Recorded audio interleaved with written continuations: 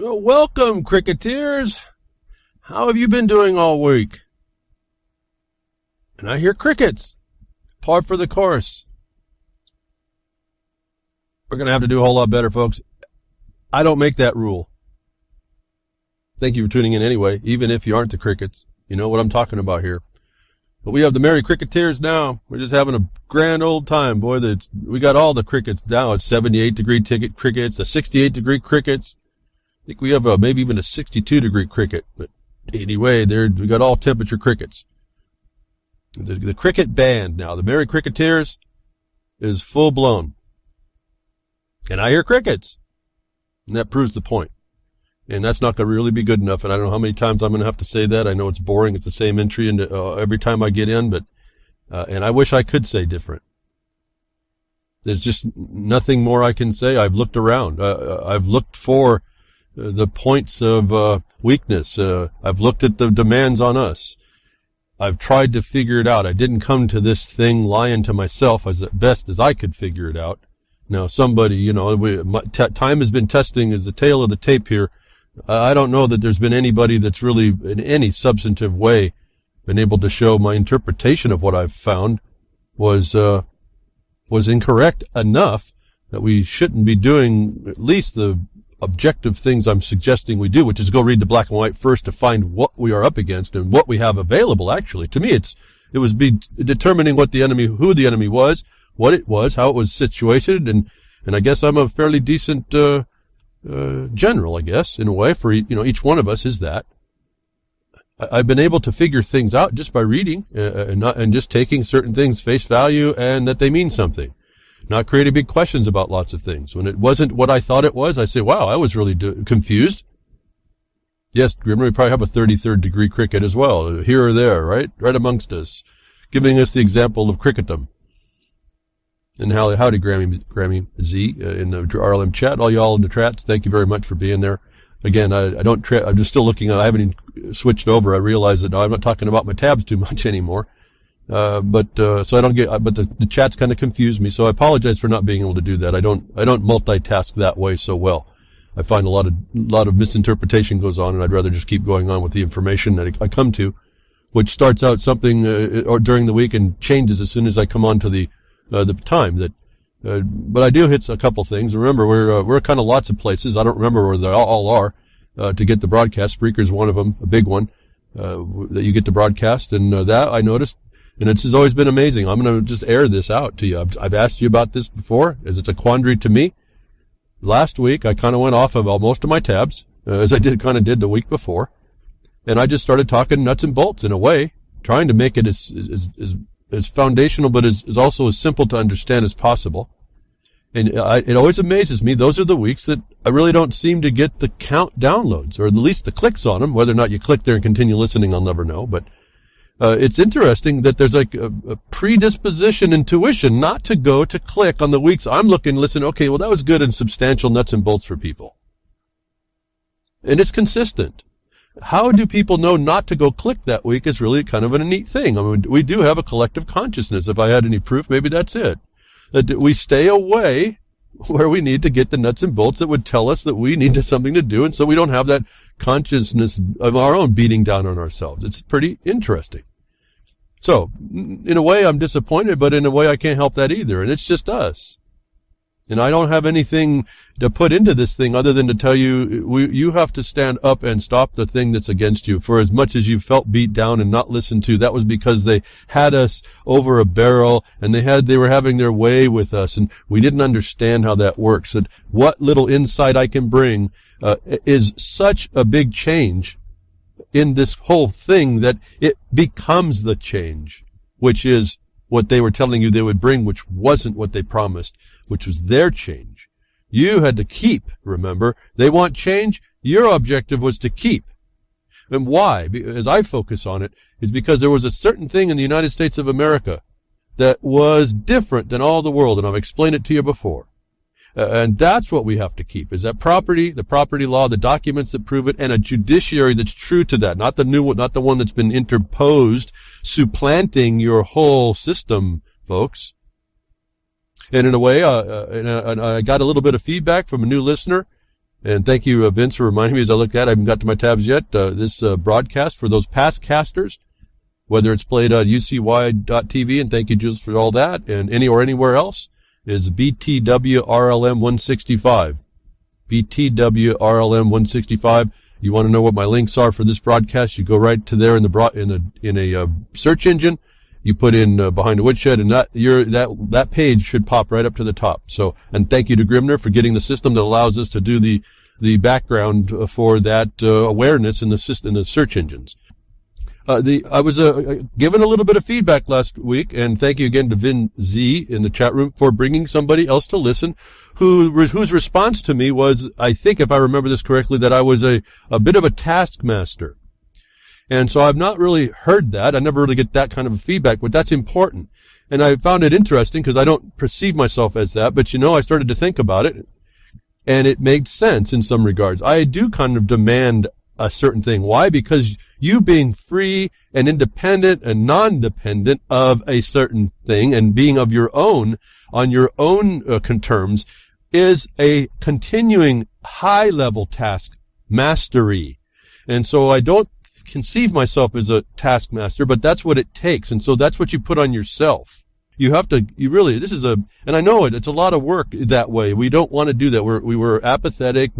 We want to procrastinate. Believe me, I am those characteristics. That is me. I have to just destroy my own self in that apathy, because, I'd sure like to sit down and just relax. It really would be nice. But we had to keep what we were gave.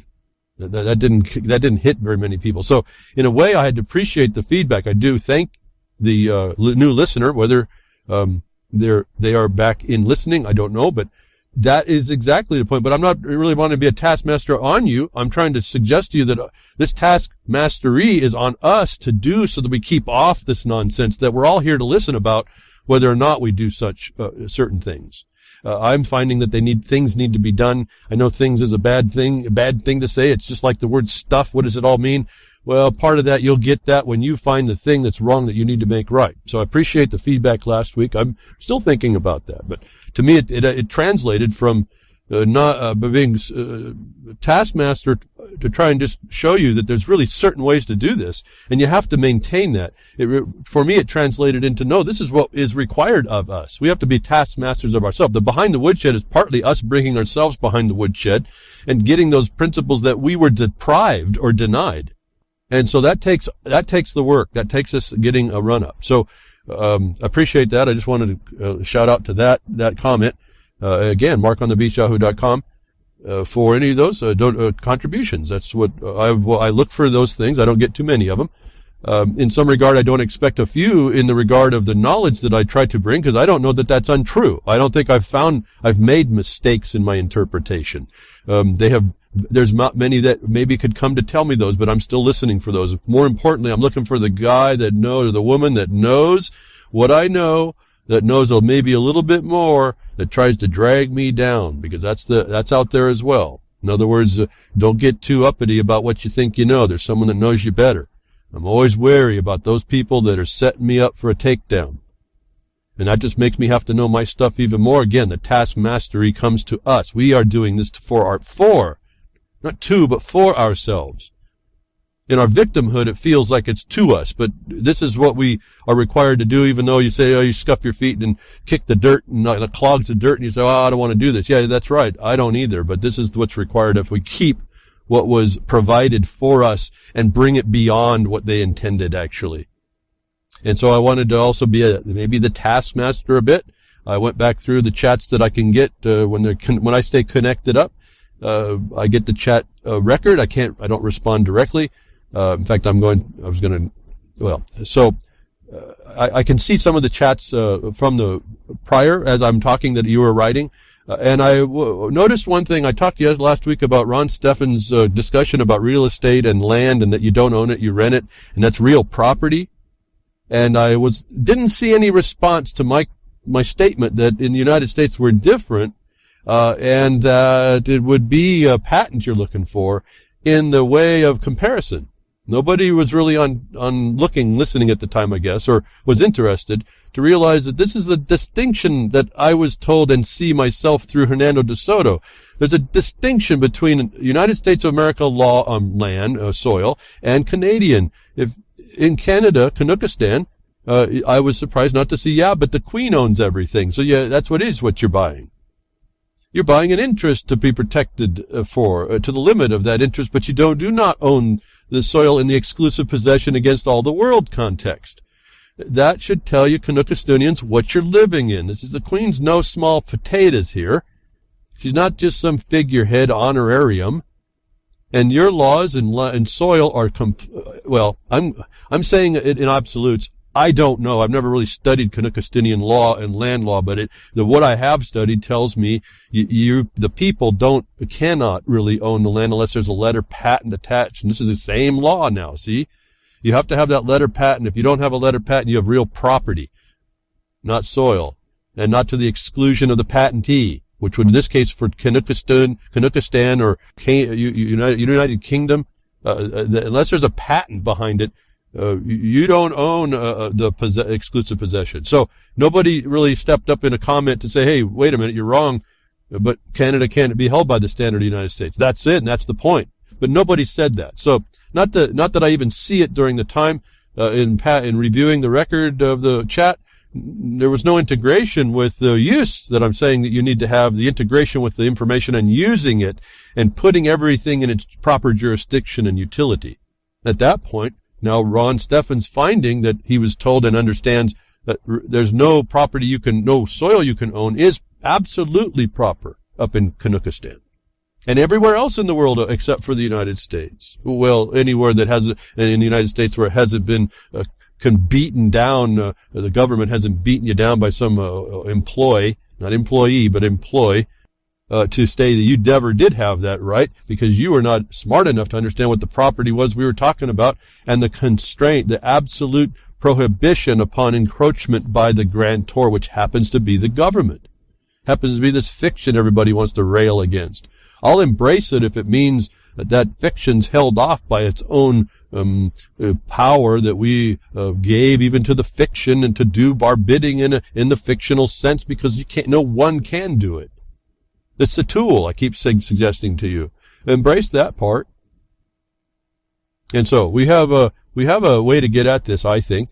Nobody as yet brought any I would have to say no one's brought any argument to me at all, but I'll just leave open the option. Maybe I forgot an email somewhere that, anyway, so we have to step up, folks. We have to keep it. We have to be our own task. We have to have our own task mastery, which means we're doing something. I hate the word task group and all this kind of thing the government has now taken on. Again, our vocabulary is being used to somewhat circumvent us, except for when you make it private, it doesn't matter. You're going to do what you need to do, and that's going to be to keep what you thought was yours that some plunderer is coming to try and take from you. But you know it that way, and you know all the objective basis, not these feely character sensing type things. No, the amenities of how you sense you think is going on. No, these are objective black and white. And this is the black and white that was supposed to be put on everybody that agreed to that societal structure. However you would conceive and characterize it. So, this is the distinctions. I'd like to see us working with the information I send over. I'm just still kind of surprised that last week was a low click rate for listening to the broadcast. I know it was a long, summer's on. I understand all that. But nonetheless, I mean, there's still time off that all of a sudden a lot of listenership drops off just on what I'm thinking, that was nuts and bolts. That should be good for people. And I don't get any response either way, and then I don't get to the listeners and say, well, maybe not. Maybe no one's listened. Those that listened got it, but those that don't are now behind it. So I looked at the chat room and didn't see much reflection of this. And I won't call it an error, but it was the distinction I'm trying to make with you between the laws of the United States for property and how that sets up how we can identify the distinction between government, its limits, and where we start, and really how we become what they say we are, which is the power is in the people. It's in the power, folks. I've told you that before. But you don't keep it when you hand it over, give it up, agree with someone, go to consensus, allow a third-party interloper to come in and make a decision on your land, and don't call him a felon, given that you went to the law in your state to find that any color of authority that comes without title to officially interfere with you is a crime. That's a felony. It's not just any trespass now. You have the answers that fast. How fast? It just took me, 10 seconds to rattle that off. Where did I get that? I just from reading and working, looking at these little things and thinking about it. Now you have the benefit of that statement. You don't have to go search it. It took me years to come here, folks. So you don't have that burden on you. I will willingly come to tell you this stuff, to accelerate that, if you'll just take up that gauntlet. If I could bring it into the current Middle Ages terminology, the current Middle Ages I wrote about back in 1999 or so. So, again, I don't make these rules. This is just what we're up against. I've tried to be reasonable. Tried to talk a reason why it's like that, to try and get beyond someone who would who I've seen before in the past, oh, you've never engaged, you don't know what you're talking about, this and that and the other thing, whatever. It's only your opinion. Well, I've been involved in it, so I know it's not my opinion. So that means that's their opinion, and they're just trying to find an excuse. That makes you the accessory to the crime against you. There's no excuse here. And that's not my being a taskmaster on you. That's just a reality. And if you don't step up, you don't have eventually. And now it brings me to another concept. And we're still, a few minutes in now, still haven't got to the tabs. Someone sent me an email, and thank you very much if you're listening, or if you will listen, about a potential comment from the Federal Register bill or something that has to be commented to about land withdrawal. And I wanted to know if we knew about it. Well, I don't remember. There's so much going on right now that I don't know if we've actually commented to it before. But let me throw out something that I haven't even had a chance to go back and look and see if we have commented to it. There's number one, we have to comment to it. Everybody does. All these actions are being done in your name without your input, and it's agreed that you've consented by consensus to these thefts. That the listener that sent that notice has brought, it's kind of like the straw that's breaking the camel's back. I have to ask you all, especially you miners that are probably not listening to me or won't because you're out working like you should be. No judgment there. I'm glad that you would be working, and you know the law enough to be there to counter to everybody else that's not and saying that you don't know what's going on, because we have a lot of that too. Let me put it this way, folks. As I just told you, if you don't fight to keep what you have, it'll be taken. All the miners and even ranchers and anybody who's in raw materials production right now, I'm talking to all of y'all, or those that may be interested or are interested in where you get the stuff of your life. I need help. I need someone to research this bill that's coming, or this action. It's an administrative action to withdraw more land. I need to have some specific history done. I don't have the time. This is going to pass by us because I am done. I just don't have any more extra time to go do the footwork in order to make the comment that it's so easy to make, actually, once you see it's not that hard. I just have to have the facts verified. That for all y'all that are raw materials producers, if you don't engage with what I'm saying, and you don't, even if you don't think you can or don't understand it, maybe I'm not the guy to talk with you. I have other people that might be able to talk with you. That I need your help. I need you to get engaged. I need at least basic research done that can allow us to make the paperwork, to put in a comment, to give us the standing to stop some of this stuff in the future. We're at that time, folks. If I'm going to put it this way, all the miners that are working that won't be listening to me, and I know, and I'm not talking in judgment. I'm saying I'm glad you're working, but right now we're at the time. This may be your last year to go in those areas. Because there's lots of areas being withdrawn right now, or trying to. They're actually in the works, and that's what we're being the big stick in this, folks. Pretty soon you're not going to fight to keep, and they're going to take, and you won't be able to get back out there because you didn't come today to help us put the record in to allow yourself to go fight. I didn't make that rules. I don't do that setup, but that's the way it works, and that's how it works, and we have to engage that. Even though I know it's a felony crime against us to take us away from our granted right. We still have to fight the battle because the enemy is it's a target-rich environment. We're infiltrated and surrounded, and you better start understanding the truth of that. And it's real easy to take out what occupies us. That's the other thing. Numbers will certainly help this. With a few handful of people I work with, we've been able to stalemate about everything so far. We just don't have enough to push it over. So I guess this is my plea if I need to. I did it last Friday. It was Southwest Oregon Mining Association. I asked then, I said, we need help. Those of you that are miners, you better consider, you got a balance to make here. I know it's time to go to work. I know the water, well, maybe as soon as the water stops for you all, maybe it's time to get back. Maybe it'll be a month, 2 months before you can get back. But when you have nothing more to do because you got no water to run your process, I'm asking for your help. By then it'll be too late for this project, but we need people to start helping preserve action against agencies that are stealing the land from us. So, I asked last Friday, I need help. I say I need help because I'll make the comment. We've already got a list of comments. I'll just, if what I understand is going to be the future, what you're going to find is what is, when you produce it, I've got the comment for it already. That's how automatic this seems to be. But we need the bodies. And we need it. I'm saying for what we do. This is everywhere, folks. I can just tell you, there's no place you can't go locally that won't have this very same imposition, that the method of response that I've seen to be doing and that works, that shuts all this down, works everywhere.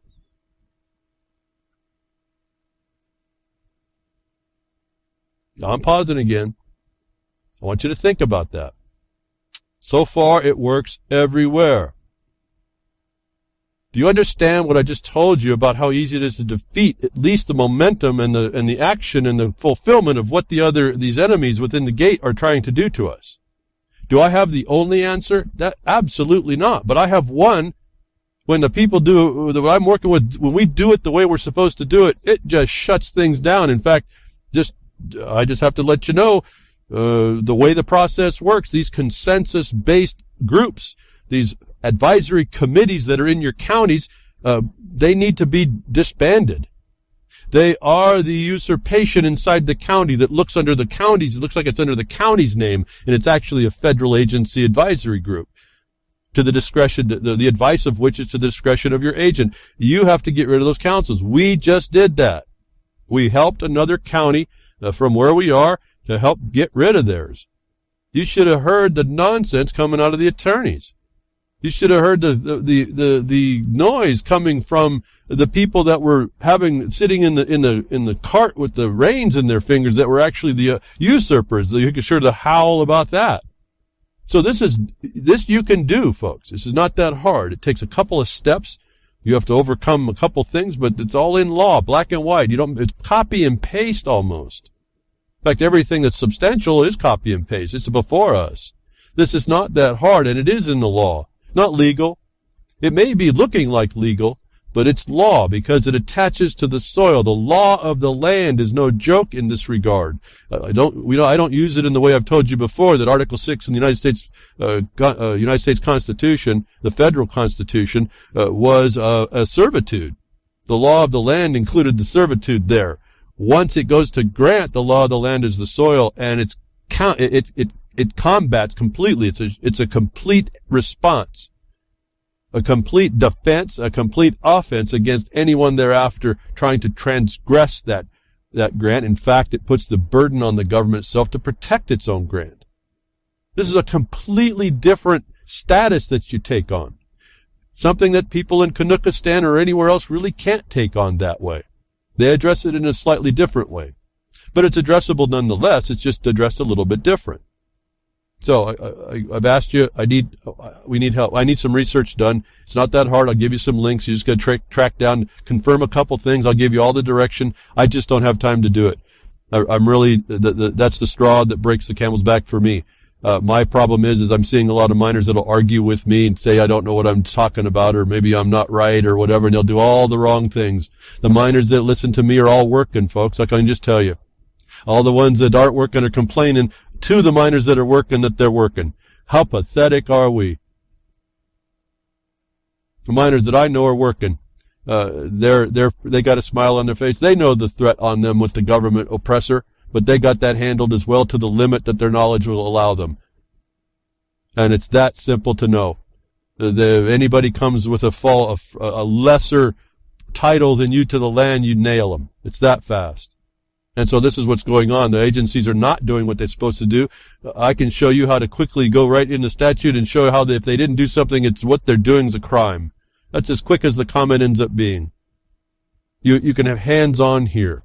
So I know it might be foreign information. It may not be completely what you're interested in, but I can give you some of the seeds of how you go about destroying these enemies within the gates.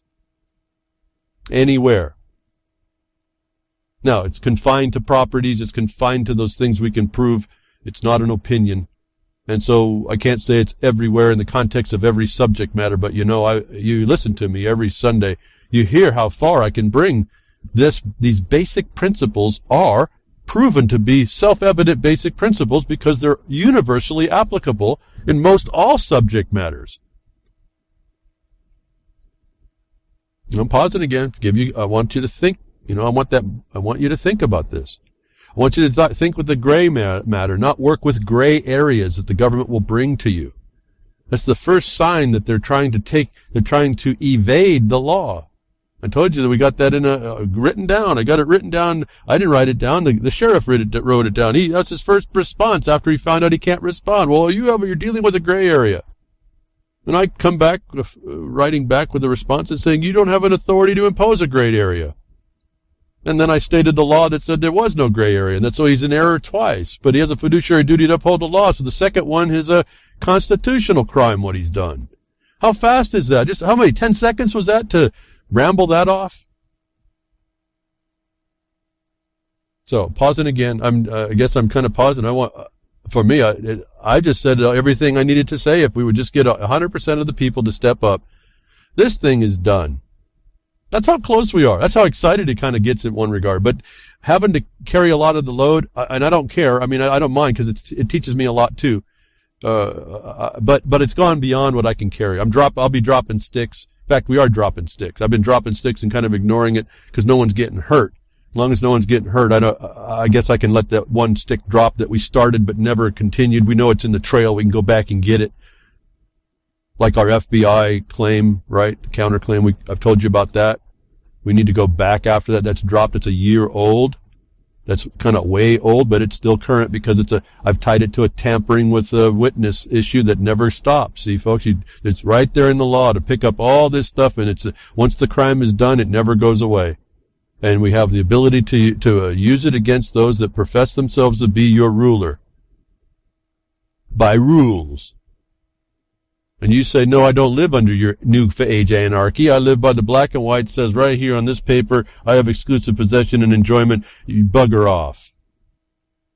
For all you Brits. So I'm way off the tabs again, aren't I? Maybe no clicks this week. I can only tell you as my mind's going and thinking about what I'm saying, you are hearing a big deal on how to address all of this. All I need to do, folks, in this is just understand your subject matter, and I just bring the very same principles in the context. I conform the principles to your subject matter in almost all cases. They're applicable. Now, where they might not be would be things like contracts in employment. But we still apply a contract concept there, don't we? And there's a property interest in that, isn't there? And these are all fictions. These are tools that we create for ourselves to be able to understand this. Otherwise, it's your opinion against mine, and then it's whether or not my club is bigger. My club is bigger, and I wield it better than you. In other words, I've been up against bigger clubs, but still bested them, if you will, when I was in the SCA. I learned how to do that. I wasn't the biggest guy on the field.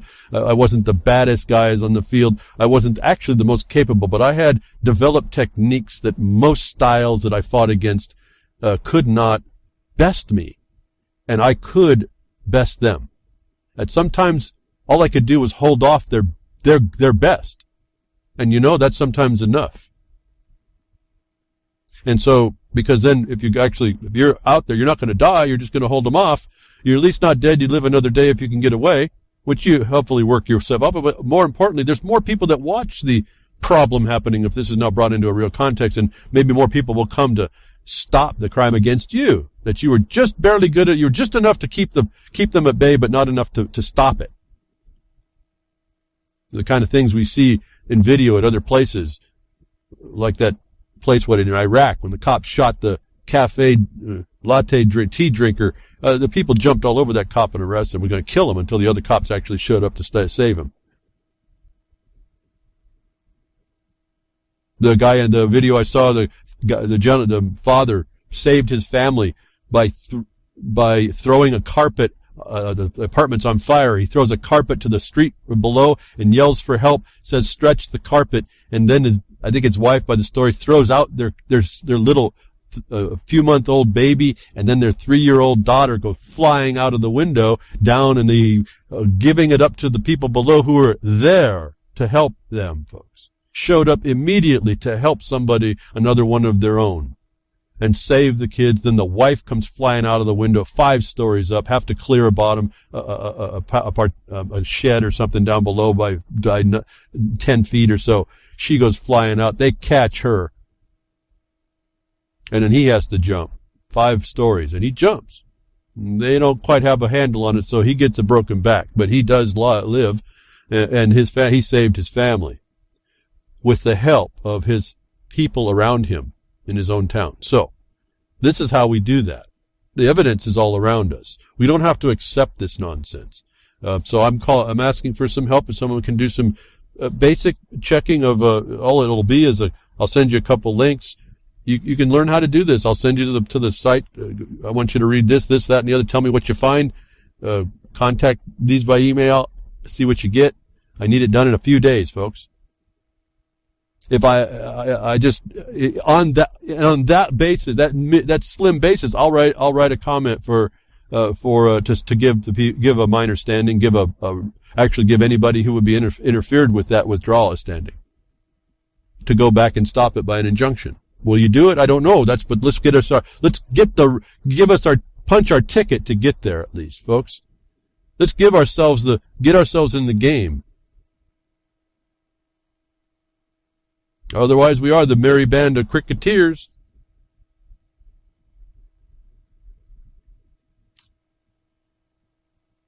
So I talk to you and telling you that we live in a military state, military world, driven by the military executioners. I've shown you a couple ways to see that for yourself, if you'll understand what you're being told is exactly what it says. In other words, martial law is declared by the deed, folks, by what you see, what they show you. And when you find that the Lieber Code tells you these things, you learn the clues. They can do anything they want to keep the security of that occupation out of your control, in fact, you won't be able to control that. You have to out them. You have to throw them off. They don't want you to see it. They have every power to cause the illusion. It's all there, folks. I didn't need to know that there was a law against propaganda in the United States that was lifted to know there was propaganda in the United States, because the government military consequence that we live under has every right to lie to you for its security.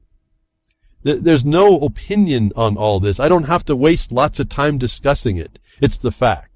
And so little stories come up. They call it the news. People reporting, independent so-called reporting, alternative news reporting, folks behind which we're beyond the news. We're looking at everybody's collective consciousness discussing the same thing and not discussing the right thing that I tried to bring to you, clicking the tabs. Here's another little bitty evidence. You can disagree with me. You can think I'm kind of out there. You can believe me. You can agree to it and say, okay, we know that's it, and then sit comfortably in your chair. But when you find out if you disagree with me, there's not much I can do if you won't go research the facts of what I just said to inform yourself. If you agree with me and you don't act to throw off the occupier, you're just the accessory to the crime against you.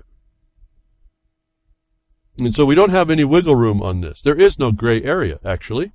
But here's another evidence. This is why police beat people. 2 police academies caught on video teaching excessive violence.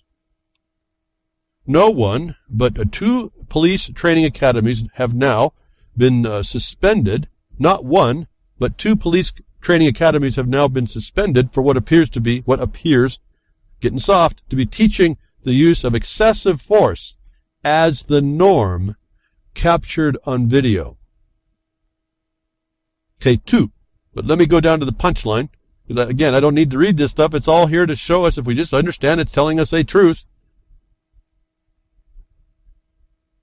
And this article's a lot soft, because to me it's not a question. It's not appearing. It is what it's telling you. And then they go soft again, but it is what they're telling us.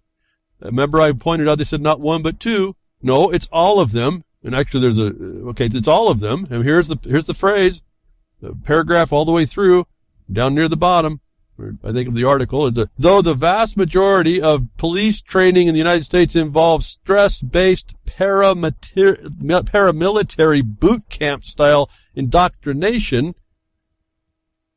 multiple studies have proven that these warrior techniques ineffective in policing. So there's an admission here that there's a majority, and I say the vast majority it says here, I think there's only a couple that don't, vast majority of so-called police training is military. You're not paramilitary. You're not para-boot camp. This is military training, warrior techniques against the populace, admitted here. If you don't know that you're under a military consequence in this country, United States of America, and really globally, I don't know what to tell you. I don't know how to pull those blinders off you. You have to see this. You have to do the work it takes to see it. Or you are obligated, because the way I think about this, if I see this and I need to throw it off because under international law, we're an occupied people, if not under conquest at this point. I'm duty bound to throw this off somehow, find out what the Achilles heel is and attack that, because that's all I got. I'm reduced to guerrilla human warfare, if I can put it that way.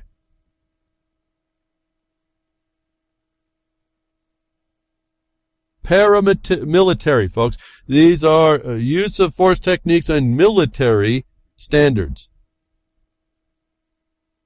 They're ineffective in policing. In other words, they're not police, actually. But they're being trained to be extra police, aren't they? And so, just in that one sentence, we see they know it doesn't work and they continue it, and the vast majority do this military training. If you haven't seen, all these pieces of equipment that are all military, and the military handed over to the local military, all their so-called used equipment. You're just watching the expansion of the territory of the military consequence into your land, Battlefield America. They were not joking. And I heard, and here we had the merry band of cricketers. So again, I'm a little exasperated. Evidence is everywhere. We need to really get to work. And I've just been looking around, and if they admitted it was Battlefield America, I can take that. I don't need the grain of salt no more. I'll just take it for the fact. And we have to really rethink this battle. How are we going to approach it? In the meantime, I've been working on my own, because I've never been other than, once I broke myself away from the herd mentalities that were out there, and there was many of them, I was able to start always see that we were in that military consequence. In fact, I don't want to make the claim for it, but I'll just tell you how early on, and probably singularly, I've brought it on. I don't know that I think I may have been the first to actually explain the Liber Code the way I've done to explain to you what you live under. Up until then, it hadn't been put together, and in fact, a couple of very good researchers tried to tear into all that, and they had to come to the same agreement after I exposed that to them. And how did I start to do that, folks? When most people would remember that have listened to me, I started to show you through your civil rights. Title 42, Section 1981. When you see this thing, you see these laws, so-called, these things. These are just orders from the general of your place in this thing that they've created for you, that you didn't keep for yourself otherwise. And so, Like more, to me, this is more evidence confirming, just bringing into conformity what's going on. In other words, you take again these things they hand us. I mean, they copy and paste, folks. You give you a uniform standard to go by. Go ahead and copy and paste it and conform your cause to that statement they understand they violated. Don't make up your own stuff. It's so easy, actually. If I just did this again. We talk about the Model Business Corporation Act. Okay, so in a paper, I add another section to the criminal complaint, and I put the standard that is the violation I find in the Model Business Corporation Act in the criminal complaint. I don't write that. I copy and paste it, and then I conform the uniform parts to my specific condition. I don't reinvent the wheel. This is the language of the occupier. And that really is kind of cool. Now, there is a thought. You really have to sit down and think, how do you conform in the context that they've created it, what your cause is, foreign to that. But I don't have to go look for the words. Oh yeah, you have to do some inversion. If they talk about knowledge, you have to write the word unknowing, the reliance of not knowing. You have to say they don't have. You have to reverse these logics that they have. Yeah, you have to put some thought to that. But the standard form of their violation, what they shall do and what you found they failed to shall do, is a criminal complaint in the verbiage that they've created for us. Why would you say anything else, actually? Because you want to impress, your ego wants to impress people? And so, it's right here for us to do. Does that mean I copy and paste everything? Absolutely not. In fact, we're having to discuss this, that you can explain a condition does not mean it is enough to make a complaint for a law case or a remedy. Because you know the totality, this is what I tell you, the doing is a whole lot different than the knowing. Because you can explain, let's take it out of esoteric foundationless ideas. I did the research a long time ago to find out that the federal agency rules don't apply in a particular instance from the Forest Service through to the miner. They do not apply. I found out that they repealed a code from which all the rules attached. It takes I finally refined that study to one paragraph. Eventually, a few years later, I had I said, I want you to retrace this path, and I want you to prove out whether it's right or wrong for sure as a second opinion. They did that because they wanted to know too. They were amazed to see the rules cannot be applied. I told them the rules don't apply outright. And they did the study, and they came back and they found exactly what I had found, that they confirmed what I had done was correct, and in a paragraph you can show how those rules are not applicable. That you can explain that is not sufficient for purposes of writing a claim or complaint for a remedy. And people think it is. And so, there's an application that has to be understood.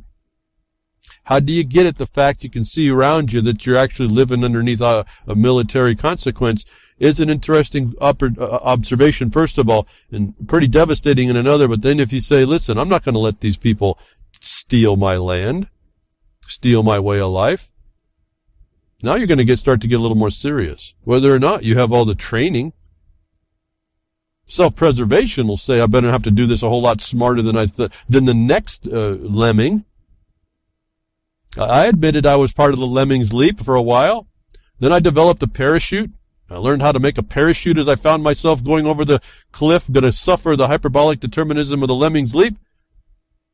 And just in time, I make my parachute opens and I got to make a soft landing, but I was still at the bottom down there floating. And I had to then figure out how to swim back to shore, get myself off the water, get onto the land, and then to crawl back up. Yeah, you have to do all that, but once you do all that work, it's now knowledge. Once you've had to do it, you have a wisdom about that knowledge being applied. As I suggest to you, once you get the foundation principles, not all these tangential ideas, but principles, you use the principles. You don't talk about them. You just start using them. Back to nuts and bolts. Maybe it won't get clicks, but that's okay. A few of you will, and I do. You can't believe how much I appreciate those that you do and continue to work hard. So here we have more evidence that vast majority of the police training is actually military training, and that military training is not conducive to policing. And I say this in the context of making peace officers. They are making warriors. Another evidence. So I guess we can move on. But bringing up the idea and the older news we've been talking about, trying to bring this along to show you it's real, folks. It costs $150 to buy a dozen eggs in Venezuela right now. The military consequence is global. They need the funds to do this, and they take it away from you. And who is that? We're talking some questions about who this is. Give them all these names. The chat room will fly up. Oh, it's the Rothschilds. It doesn't matter, really. There's some certain players in the world. That's all you really have to focus on. Not to target. I mean, if you can. I don't know about international targeting, how to take them out that way, or institutionally. I don't know how about doing that, but part of this more is just not engaging or learning not to engage or identifying the engagement so that you know who the players are. But this little report here, right in the first line, gives us at least one of the places that are main players in the world in the war against you. The financial war against you. Where did I get that? I've been telling you forever, Title 50 of the United States Code, that's your military code, and they underpin that whole thing with a fiscal consequence under Title 12. Look at the appendix. And it stems from the Trading with the Enemies Act, all in commerce as well. It's all why you're all treated and presumed in commerce. There's a war going on in commerce and the control of it. So this is down to the monetary or fiscal policies. You have to go to those institutions that have been created. I told you last week. I mentioned the same thing. It's over and over here, folks. But this is where they go. They hit you in your necessities. Are you really prepared for this, folks? Now, I still believe it's going to be a little softer for Americans. They can't rile us. They got to come in and slowly take this away from you. They now got their universal health care. They snuck that in on you if you don't think that's part of it. Next is coming this universal payment. You get to not work now. You don't think that's a noose around your neck. It's like a drug. Here, little boy. Here, little girl. I got something for you. Well, I invest in you. I invest in you a $10 bag of something, and you use it. Next thing is, boy, can I have more? Well, yeah, but it's going to cost you. Now, doesn't anybody see this trick? And I say prostitution. You want to twist all the words around and make it all to the beginning of time? What was this? The second oldest profession is politics. Many-faced parasites. It costs $150 to buy a dozen eggs in Venezuela. The very first paragraph starts out, the International Monetary Fund has predicted the inflation in Venezuela will hit 720% this year. You think, folks, if they've predicted it and they're involved with the financial and monetary policy of Venezuela, do you think they can predict that the people are going to suffer? Do you think that's within their power? You think we also know who done it here? I keep asking. I just ask it. Do I need to read more, actually? What did I mention last week? International Monetary Fund, World Bank, Development Bank, so-called. BRICS is only a development bank. The what do we call the directors of which partially are from the World Bank. Then you got the International Bank of Settlements that was set up by the Allies during Brent Woods or something. I don't know. I get lost. It doesn't matter to me. It's all there. It's what I see. These names and they keep coming up. Aren't people? Aren't families? They are the instruments of destruction that we continue to allow. You get rid of those. It doesn't matter about those families, does it? They might try something else, but if we're aware and we understand the consequence, it may not happen again. So are you prepared that your money, it costs $150 for a dozen of eggs? And this is in a place you thought everyone had a chicken, folks. A place I would have thought chickens were running rampant has no eggs. Unless you want to pay $150. Tells you how concentrated the population now has been pushed to urbanization, the urbanites, and how they've been told in such a short amount of generations, how they've been shown not to be able to provide for themselves, is the reflection in the mirror that the rest of the world is required to see. I talked to you last week about the production capacity of man. That there should be nothing, no concept of being for want. We should have complete abundance. I'm not talking about the New Age abundance. I'm talking about abundance. There should be no want. And here we have $150 dozen eggs. You read the broadcaster has, I don't want to read it. You'll see the dynamic. Go read the broadcaster. When I get the link eventually after the broadcast, you'll see how it gets done. Now, you would think in a place that should have had at least a chicken in every pot and about 20 in the yard, that there wouldn't be a shortage of eggs that you pay $150. So, whatever you thought about Venezuela and how rural and backwoods it was not that backwoods that it escaped because it was non-dependent enough from the system of the world. That its people are hurt, and now they're hungry, and now they're going to attack each other. Is that what you want to do, folks? Is that what you're watching here? Is that what you want to do? Are you setting up for different? I hear cricketers, so I don't know, folks. I see us, we're going down the same path. And I don't mean just the United States. I'm talking everywhere.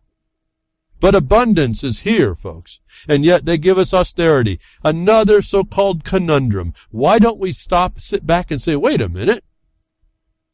What doesn't make sense about I told you a long time ago, when it stopped making sense, you're on the point. You got to find out the cause of the point of what's stop making sense. You don't have to go further.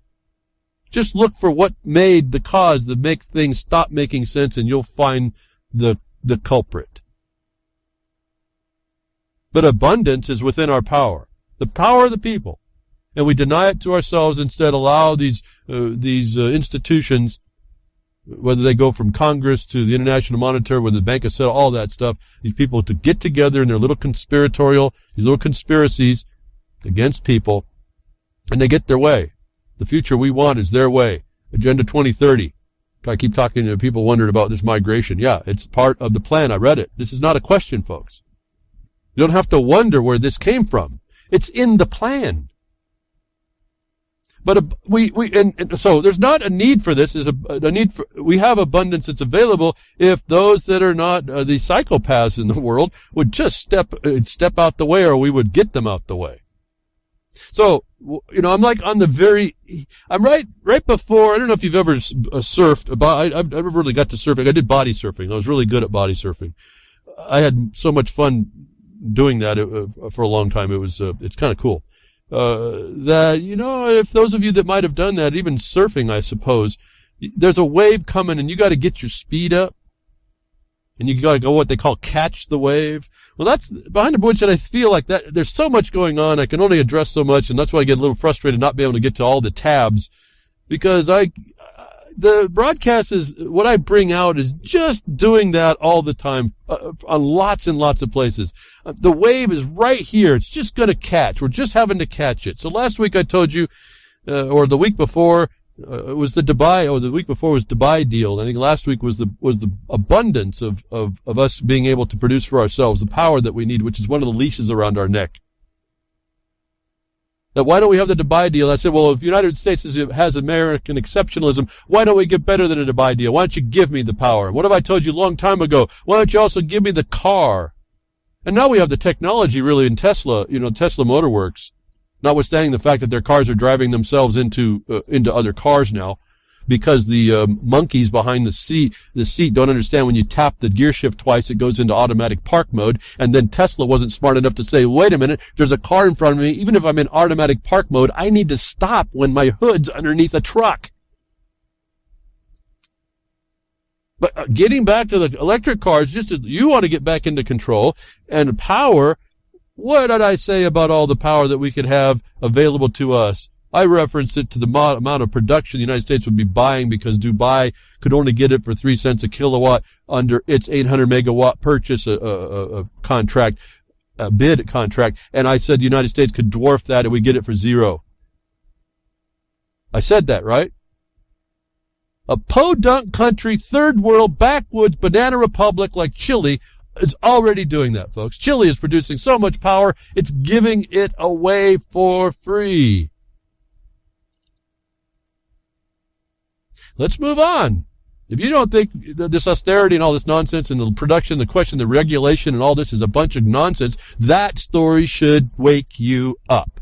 Let me move on. Really, I'm going to move on. Judge says suspect has a right to show you the insanity of why we are in this so-called conundrum. We think these judges make decisions that are well-versed, Koch-ash level, no, not Koch-ash, but Koch level, Sir Koch level thought about law, which was also everyone looking for their favor before the crown so they didn't get their head lopped off. But at any rate, judge says suspect has the right to review code that the FBI has the right to keep secret. What a conundrum, isn't it? The judge says that the suspect, well, he's not a defendant, he's not the accused, he's a suspect, has the right to review the code that the FBI has the right to keep secret. How do you resolve that, folks? What did this judge do? What a brilliant judge to find this conundrum that he just can't resolve.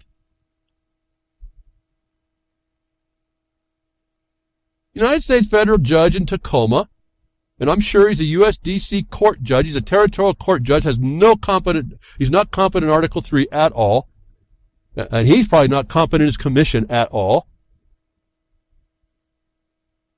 But this so-called federal judge in Tacoma, Washington, has put himself in a catch-22. This article says so-called, I say, ruling a man charged with possessing child pornography has the right to review the malware source code while also acknowledging that the government has the right to keep it secret. Isn't that fascinating what these people do? But do you have the answer already, folks? Do you have the answer? Do you understand the constitutional requirements on the government so well that you'd know what the answer is before we get here? That this so-called this judge bar member hasn't quite figured out the answer to the conundrum he's created. If this is the truth, what's the answer to this case? That if the defendant, so-called the accused, has the right under discovery for the information on how the malware code was created and what it is, that the FBI can, for whatever reason, they can keep it. What's the answer already? All you all should have it in you. If you don't, I'm disappointed, but this is not even a hard thing to go that now you see how it's being done to you. The Bar Association is part and parcel to your problem. Again, this is not my opinion. I'm just not beating about the heads and shoulders, the judiciary. We have the proof, folks. Go look on the internet. Jefferson Mining District versus Kitzhopper 2013. Look very carefully at the 10 defendants and understand they didn't answer that injunction. And that injunction was to stop the destruction of the Republic form representative government by the methods they used to make that destruction. The bar is involved.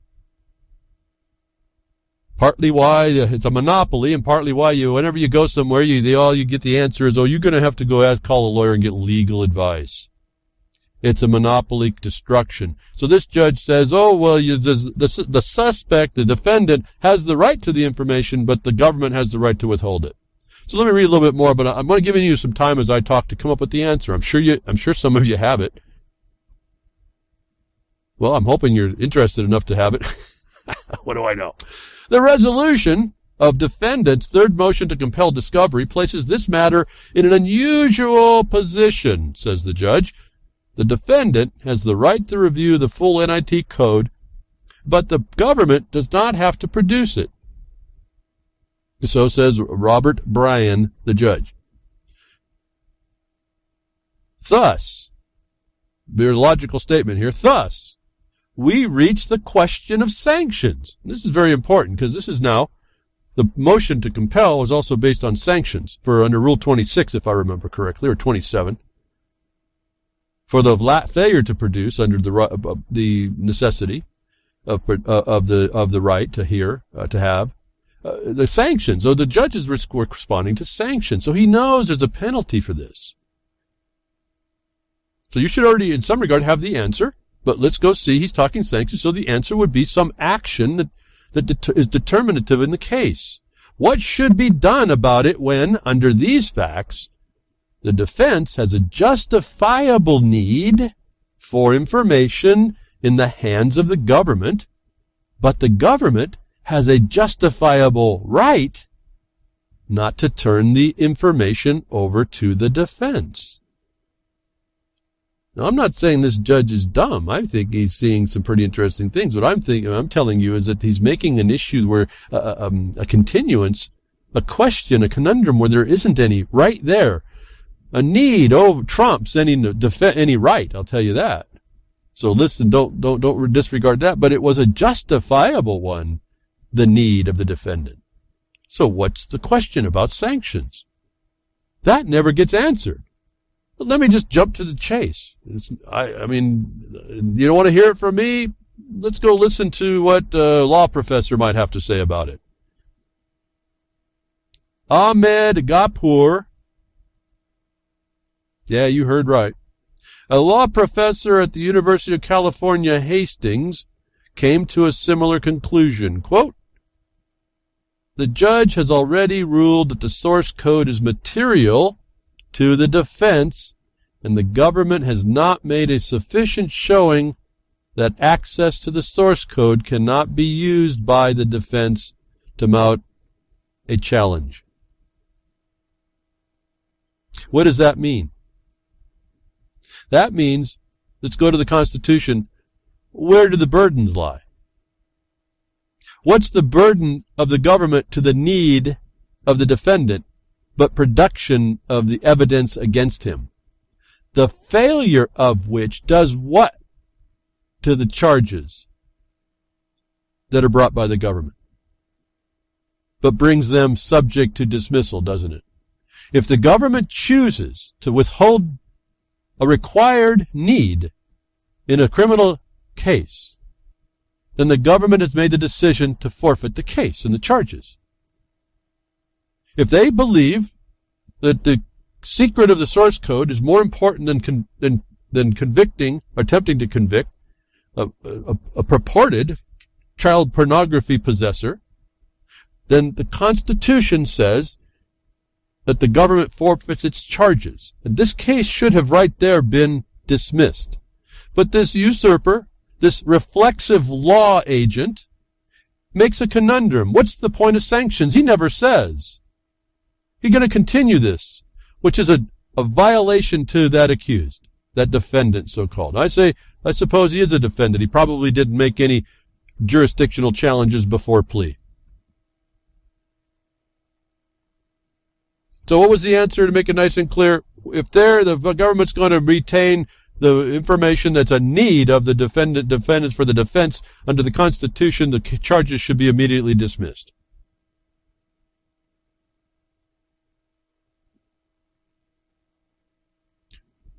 When you then say, then what do you mean you got to go to the court to get justice? I've told you, no, you don't. You got to eliminate the courts. The courts are the problem. And I developed, in the case that I cited to you before, Jefferson Mining District versus Kitzhaber 2013, I worked out how that would work for us, and I've now translated the principles over to criminal charges. So I know they're now translatable. Is there justice done? No, because these judges are doing reflexive conditioning over the future security of the military they are seeing. Remember, these are military tribunals, if you haven't understood it. They can look civil. Go read Lieber Code. They'll tell you all about it. You cannot look at a court today and not know whether or not there's a military oversight behind it. You can't do it. You'll see that right in the Lieber Code. At that point, then I kind of backed off and said, I can't tell you what these courts are. I'm just going to have to go on how they function. Why? Because Lieber Code says you know them by their deeds. Now, long before that, I had figured out the thread between jurisdictions. There's a common thread between all jurisdictions. You need to research enough to find it. In other words, when you hear about the hats the judge can put on now, because they blended equity and admiralty together in the federal side, and they come under, you find out international, they come under, all the code comes under penal statutes under admiralty. They can run between common law to admiralty to equity, which is in the law of the Constitution, exclusive to the federal courts as well. They can run all through these things. Well, there's threads. They're only altered by term, but they're the same functions between jurisdictions. Now, you can listen, if you know that, you can watch the judge, by their terminology, put the different hats on.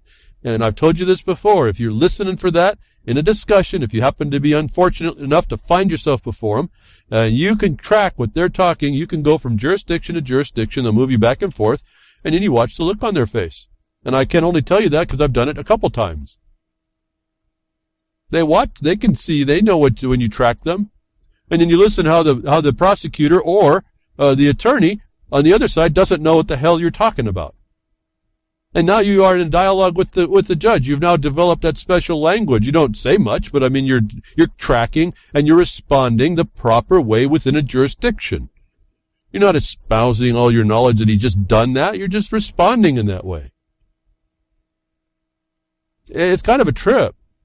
The point is that there's a moving target out there. You have to start to become more cognizant of it. The things I bring you try to anticipate avoiding that by either making an administrative record that it keeps it out of the hands, or you now walk in and we know now a lot more substantively than I've heard anybody else how to go directly at the incompetence of the establishment of the courts, and then the incompetence, not the incompetency, although there might be some of that by drug and alcohol use, but the incompetence of the officers. We now have that pretty well laid out, pretty quick to figure that out. That way beyond what I hear anybody else doing, that I'm trying to bring to you, pointing out the facts, not my opinion, but the experience and the action, the direct action that you can find around, that allows you to start engaging these people as they attack you. I've heard someone say, well, not many times, this is legalisms, we'll avoid this as much as we can, we don't normally get involved. Well, that's true, but that's because you somehow have been lucky, or you run away, or your invasion of a thing that's wrong. Because when you look around and decide there's a thing that's wrong that you need to arrest, you're going to be engaging these people. Why? Because it's a target-rich environment. We're invaded. And this is globally, actually. I'm kind of U.S.-centric in a way, but not so. Again, international law kind of brings the other thread, right, through all of this stuff. It's pretty fascinating. So this judge comes up and says, oh, well, you have the right to the information, but the government, with its stated need, has the right to keep it from you. Under the Constitution, the burden is on the government, folks. And if they're not going to provide the evidence that the Constitution is for your defense, they forfeit the case. Why this judge didn't say that, I don't know. He might say it now, who knows. But how fast? I mean, I talk a whole lot longer than I needed to get to the point. But I want to do a little bit of setup. You want to start thinking you know the Constitution and how to do it? This is how you apply it real quick. So if you're involved in that condition, and this is pretty straightforward between a judge and a case with a defendant, you got this attorney that's probably racking you over the coals, not doing what he's supposed to do. But anyway, that's probably why it's going to continue. See, cha-ching is made by next motion, not by resolving the case. It's like the medical profession doesn't make money when they cure you. It's all the same method here of destruction, of parasite profiteering. They're all privateers. They've been given their letter patent by your consent because you don't step up. So that's pretty simple. Why it's not a decision in the court to throw the case out, I don't know. It means that you're not in the world you were told you're in, that's for sure. And I've tried to find in my studies, well, what is that? If this is the case, where do we live relating to a law condition or some kind of a characterization? Where is that place? It's the thing I ask you to do. Why? Because I've done I've done it. I do it almost all the time. Okay, what am I dealing with here is the same question. That's how you out the non-constitutional interloper that we know is talking like through sustainable development. You know them by their words. It's pretty simple. These people are not that chameleon-like. They're only chameleon-like when they figure out what your objection is to what they do. Then they kind of do the cover-up, like the cat turd that they are. I'm going to make myself look more like Kitty Roca. He's identified I'm a cat turd. I want to make it look more like I'm an almond roca here by covering myself over a little more. But that's only after your interjection. So what you got to remember is not to interject your opposition more than their criminality up front. Now they can't defend against that. If you think a comment you make before the agency with your gripe about how it's going down versus is going to get any air that's going to work, you're mistaken. Your opinion is irrelevant. The law they failed to comply with, that's not. And so that's where we target everything we do. Like I say, I may do a Hail Mary pass with some basic information, and because they universally will fail to do the things they need to do, that Hail Mary pass is a touchdown.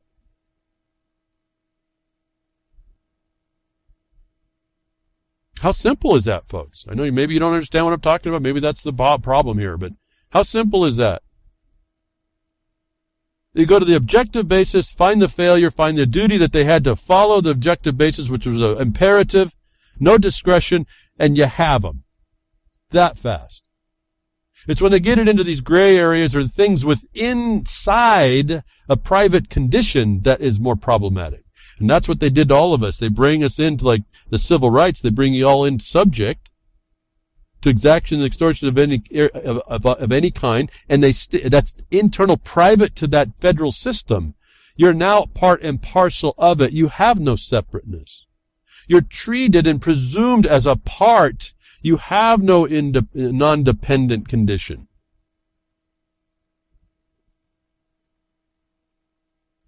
Land disposal allows that line to be drawn where there is an independent. That's not anywhere else in the world, but unless anywhere else in the world you find a land patent you have that states that. Where the United States of America is the last example to people as to how this works, to keep separate and empowered, keep the people in power. And it's done, in my estimation, through this in the obligations and duties of the government to you through your land. So when you get in that system, what happens? You start learning certain things, and you start realizing the threat to you. When the system starts to eat on you, and they've been eating on the people who have been presumed to be part and parcel to the system as subject, as citizen subject, as partner, as a stakeholder in a case that you don't even have title. See, if you look at it that way, you're just another corporation to them. You've got no title to nothing. We can go through on and on. I can throw you any category up. Throw up any category. I'll show you how it sits there, relating to what you're seeing in the world. That doesn't bother me. Okay, if we want to go there, that's fine. I'll do any. You set it up. I'll show you how it's either not supposed to work that way, or how you got yourself there and how to separate yourself from it.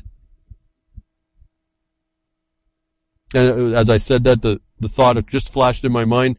I think I heard Ron Steffen talking about getting rid of your agreements. Just a more technical point: you rescind the signature. You're looking to rescind the signature. It's very simple.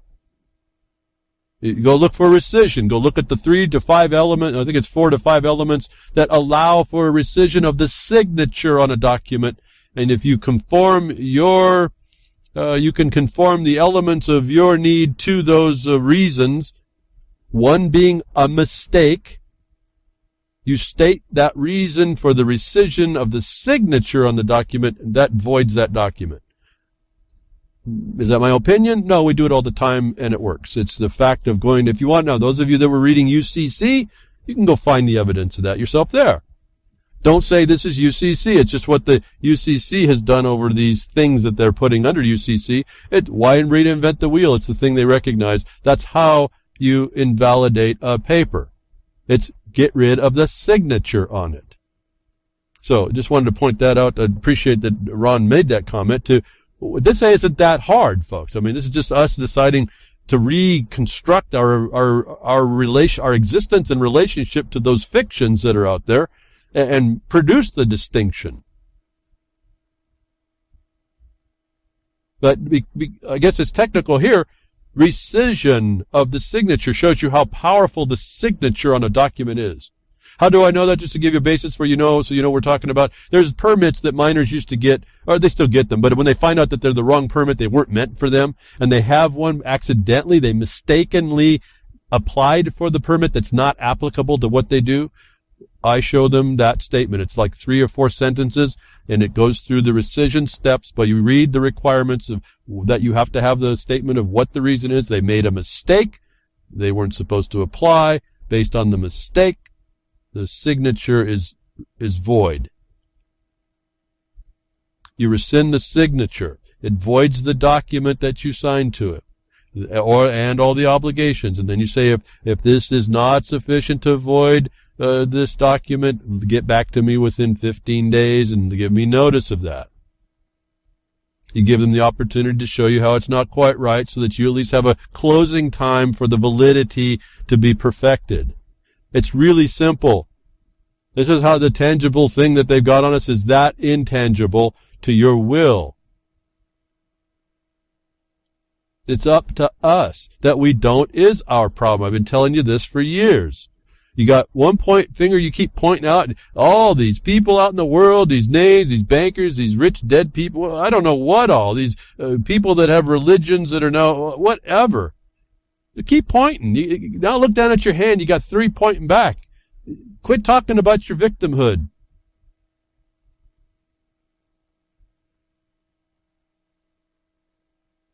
Take the steps you need to take. You undo the things that are done against you at your own hand in a reverse order. That's how they get done. One of the first things, it's the easy thing to you rescind that signature on any document, and you better be right. You don't unjustly rescind that signature. And you don't reserve rights underneath that either. Forget this UCC application of without prejudice. That's the dumbest application I've ever seen. It has a proper application, but nobody knows. I've never seen really anybody sit down and read the UCC to see what the added obligation when you put that down is. When you intend something, don't reserve rights around that signature.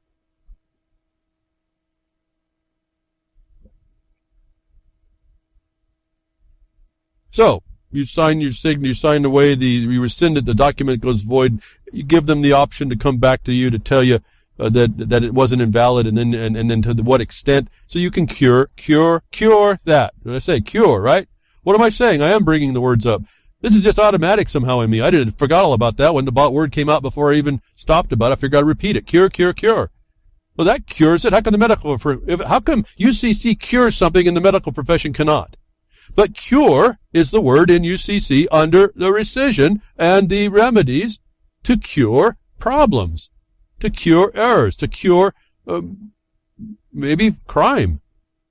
There's a different language. So, as I just said, jurisdictional cross, and when you cross jurisdictions, you get into UCC, you notice my vocabulary almost automatically changed. In fact, it did. I mean, the word cure came out before I was thinking. It's just what you do. It's just what it does. When you constrain yourself to that law, or legal, that whatever you want to call it, doesn't matter. It functions. It's what other people in seats of decision and supposed authority respond to. Why would you speak to them in a foreign language anyway? Have the battle of the dictionaries come out. Who decides that? No, just go ahead and learn their language. I mean, I keep saying I didn't learn language. Boy, I'd learned quite a few languages. It just happened to all be legalistic.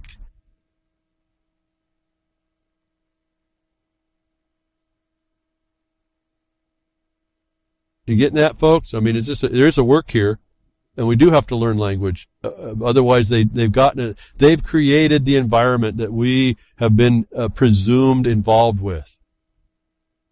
So within that matrix, the matrix is not a movie. In fact, in the chat room we were talking about, this human discussion and get your hands off me, you damn dirty ape, came to mind, and I said, like the Matrix, the Planet of the Apes was not a movie. What I didn't type and what came to mind was it was a documentary. And so you start getting this idea of where the reality is, and you start realizing, well, there is this matrix and there is this illusion. Oh, in fact, Elon Musk, the genius, just came up with the same thing. The odds are 1 in a billions that this is not a simulation. Okay, well, he's quite a few years late, but that's okay. There's one more that sees this dysfunction that starts to make everything a simulation. Everything's a fiction. Everything, to me, it makes a fiction until you make it real. And I don't mean real as in the sense of the land in servitude. Relative to you, it's actual. You have to force that because there's another program that's interfering, has an interference pattern on that. And you have to have a way to destroy that. And you can't very well do that when they got their tentacles in you. And when you get into the system and you find out, oh, this is beyond us, and they're running faster than we can do it, I'm going to have to, I can't even handle it, even though I thought I was one of the privileged few. I'm finding out I'm one of the targets as well. No different than, the fishermen keep it up and they keep trying to keep the miner out of the water. Those eco-terrorists are going to take those fishermen out. Because remember, they're trying to save the fish, and the fisherman is the only one actually killing them all. So you people that want to attack the producers, you're next on the block, Jenny. This is how this dynamic works. That the people that are in find out they're the next father, they're the ones that get taken down. Oregon Senator warns the United States government is dramatically expanding its hacking and surveillance authority. I had to go, no duh, and no Flory. No, duh. You think they allowed that? But why is this guy even making the complaint? But now he's afraid. He's been afraid. Now he's raising the alarm again. And where does he start? The Patriot Act. You didn't think that was serious? The Patriot Act. And in particular, Section 213. He's calling the alarm that this thing is like off the hook, folks. You know that. This is not a joke. This is something that they use this stuff in big data, folks. It's beyond actually big data. This is a full spectrum dominance. This is a military thing. You have to get this idea. This is not about your right to privacy. They've couched it in that condition to get your submission to it. And here's what I think this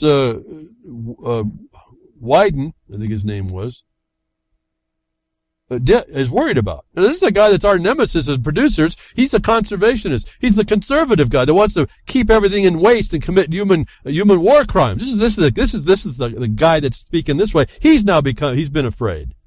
He's on the intelligence committee or something. He sees what's happening, and now it's even got him scared.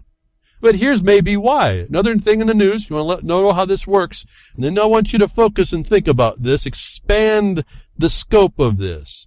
MI5 blackmailed pedophile politicians over Belfast boys' home abuse inquiry hears.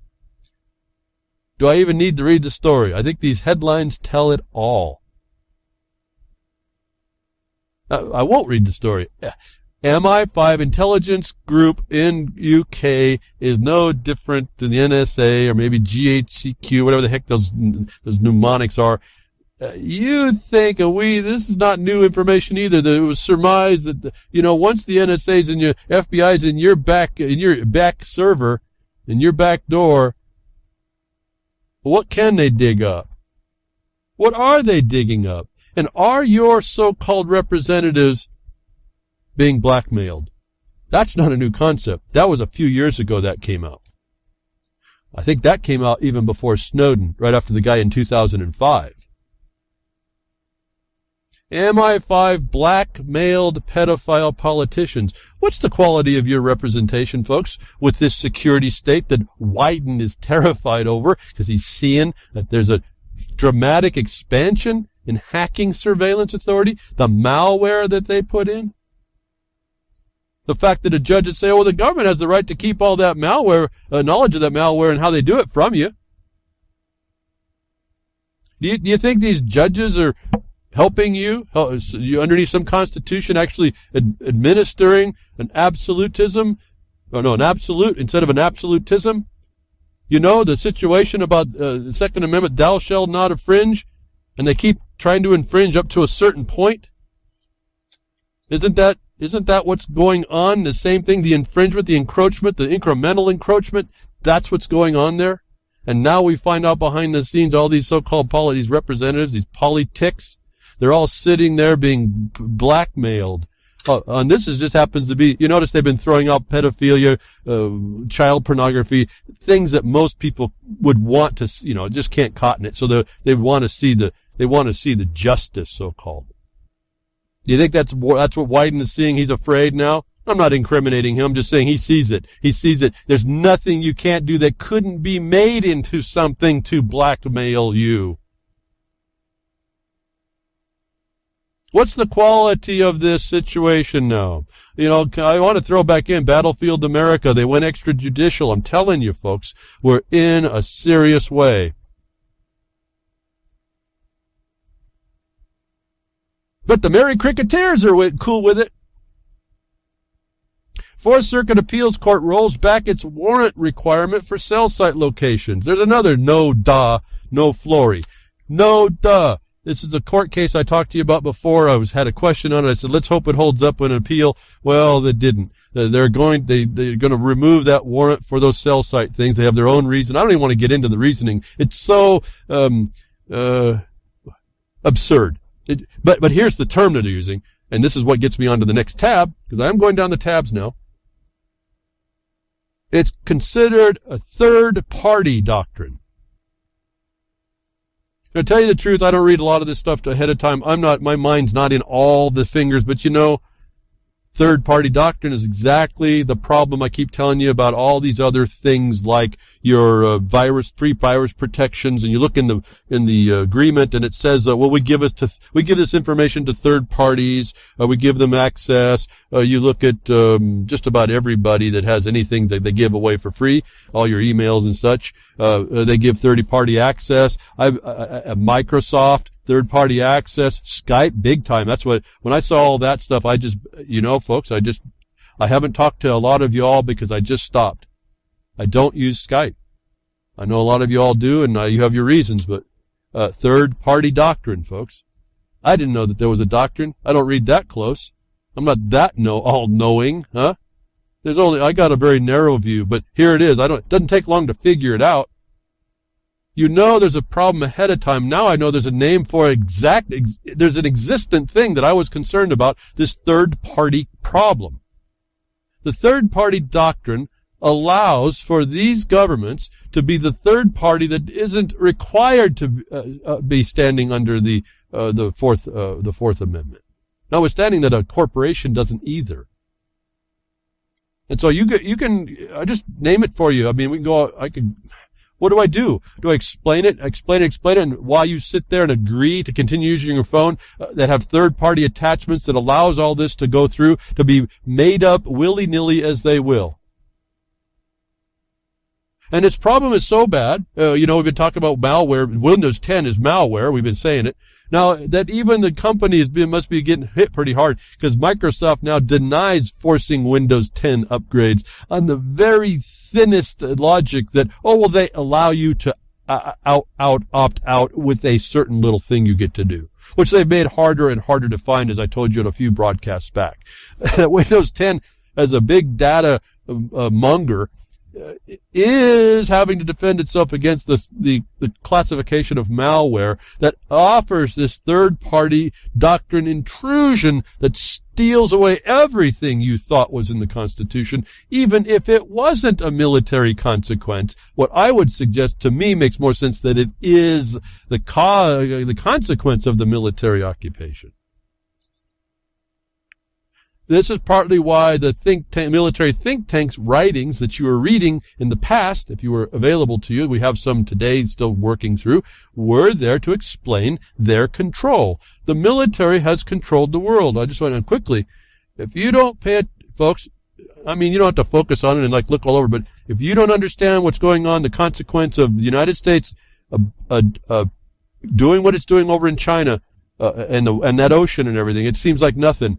Folks, this is, I don't know what to tell you. This is serious, serious problems. This is serious. But anyway, it just flashed in my mind. You're not hearing a lot about all this. I mean, we talk about it periodically. I haven't touched it too much. I'm not a geopolitical guy that way. I don't know the nuances, but I'm just going to tell you, what the United States is doing in the world, and particularly, poking the bear and then getting in China's face, the way it does, and as hypocritical or ludicrous as it does, or as foundationless as it does, and not and undiplomatic as it does, and then I'm really concerned because of reading about that selective service for women, folks.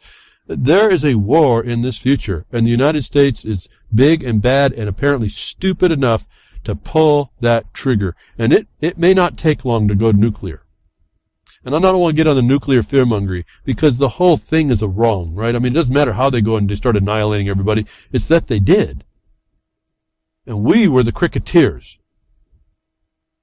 So, I mean, I don't know why they even haven't flashed my mind. I lost my point about that. But this is what's going, this military consequence is driving all this, you know, the propaganda. In fact, UCY chat, they were talking about a new propaganda, foreign propaganda is being outlawed by this act going to be coming in. I didn't get a chance to really look at it. But I want to point out something to you, folks. But it's respecting the United States, or regarding the United States. The United States is a district in Washington that covers the territory of Washington, D.C. between some states. It is foreign to everywhere. That's a notice to all y'all that are doing broadcasting. I'm not a fearmonger. I'm just telling you, this is the lock they're throwing down. I'm trying to get you active, get to out all that. Have been for years. So to me, I'm just watching our own destruction at our own hands. I won't have much to say but shake my head and shrug my shoulders, and I guess I'll go to the little room with the colored pictures on it. I guess because the cricketers won the day.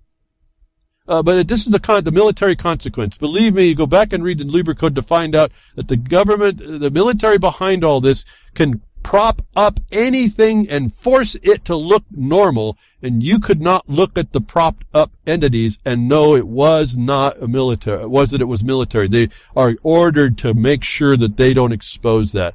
These companies now, the tools of the government that have become a military control. In other words, the military now is controlling policy. That's why there's no Plan A at the White House. The State Department has nothing to say. It has to follow the lead of what the military psychopaths want to do. That these companies now, like Microsoft, are explaining to us through this third-party doctrine, they are the portholes of your demise. And I just say it, I don't know what to do more than just tell you that, and I hope you take steps. You know, I've been looking around. I know Tor has a question, but it's probably the best thing going. I know the government puts money into it, but it's one of the best things going. And then you have this thing called Unix for Linux. It's a whole operating system that has a double wrapper. I'm not technically savvy enough to know how well it all really, really works, but at least there's a lot less ways they're going to construct the information they need to make any one of us the target. Put us in the conundrum. Well, you can have it, but they can keep it from you, and the answer doesn't come right immediately out of the so-called judge that you should then be free. No, you see the connection and the attachment, notwithstanding that deprivation. Clearly no justice. We're in extrajudicial mode. I can't stress this enough. In some regard, I get a little bit fearful in a way, because I mean we have no. Unless you're organized, you are going to be subject to the next is in your country. They'll just develop one. It's like it's just the next excuse, and then they get pretty smart, because the United States and the people of the United States are kind of stupid. They allow themselves to be divided. You're seeing it in the political campaigns as well. You see it all over the place. You see it in duality whenever there's duality. You see, whatever the opinion is, they make a counter opinion. They've got you. So I try to hear the count. So here's one of the things I try to do. Maybe this will be helpful. I don't know. Maybe it won't. One thing I try to do, I'll listen for the creation of duality, or the offer to create a duality, and I think about that for a moment. Hopefully it has to be kind of instantaneous sometimes. I think about the fact of the duality, and I say, okay, if they want to make the duality, what is the outcome they want? And what I then do is I anticipate, and I hope I'm accurate, I anticipate an outcome they want, and then I provide an answer that trumps it. Oh, I said it again. Don't want to advertise your characterize that we need to go elect that guy. But I mean, this is the thing of our language. You have to know where they're going. You have to understand this enough to know what they want, and then you show them how they can't have it, and you do it in an objective way. You don't do it by your feelings or your opinions and your other things. And that works really well. It takes a little leap of faith, if you will, in your own knowledge to be able to accurately anticipate what they want and then deny it to them for an objective basis. Typically, it's always in the law. And you don't engage that duality. You don't let it get oxygen.